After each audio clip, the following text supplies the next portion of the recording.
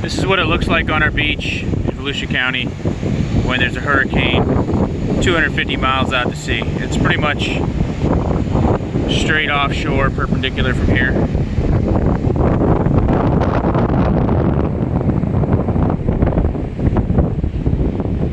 Waves are probably 5 to 10 feet, I don't know, somewhere in there. It's kind of hard to tell from here, but at least 5 feet, but less than 10 for sure. Somewhere in that realm.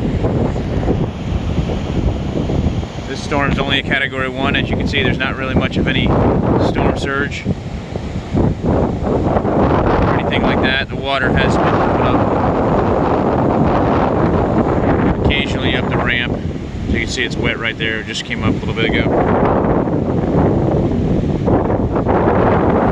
So it would be hitting the seawall in many of the places.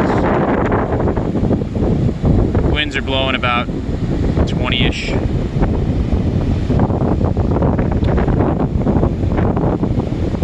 Yeah, somewhere out there, there's a Category 1 hurricane.